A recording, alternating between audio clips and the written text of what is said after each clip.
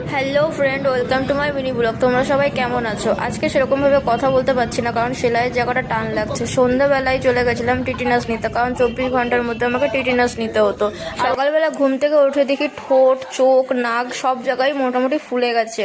একটুও ভালো লাগছে না, শরীরটা প্রচুর খারাপ লাগছিল। আমাকে বলেছিল একদিন পরে ব্যান্ডেজগুলো খুলে দিতে, তাই সকালবেলা ব্যান্ডেজগুলো খোলার চেষ্টা করছিলাম, কিন্তু প্রচুর পরিমাণে লাগছিল। প্রথমে আমি ভেবেছিলাম হয়তো একটুখানি কেটেছে, পরে যখন ব্যান্ডেজটা খুললাম দেখলাম না, অনেকটা ডিপ করে কাটা রয়েছে, আর ওখানে 3টে সেলাই পড়েছে। আমি এদিকে ব্যান্ডেজ খুলছিলাম, মা ওদিকে কান্না করছিল যে কতটা কেটেছে। আমি তখন সেরকম ভাবে ভিডিও দিতে পারছি না, তোমাদেরকে অবশ্যই লং ভিডিওটা আমি বড় করে দিয়ে দেবো, আর এর মধ্যে কি হয়েছে না হয়েছে, কোথায় গেছিলাম, কি কি করেছি সবই দিয়ে দেবো। এখন সেরকম ভাবে আমি দিতে পারছি না, একটুখানি কথা বলছি তাই অনেক লাগছে। তারপরে তো আমি ভাতও খেতে পারছি না, সেদ্ধ ভাত খেতে হচ্ছে আমাকে। দেখো কতটা কেটেছে, দেখেছো? 3টে পরপর। মুখেরটাই একটু কম লাগছিল, এই জায়গার চামড়াটা অনেক নরম, আর এখানে 2টো সেলাই পড়েছিল, তাই এটা আমার খুলতে সেরকম ভাবে অসুবিধা হয়নি। এটা লাগিয়ে ব্যথাটা এখন একটু কম আছে। আজকের জন্য এত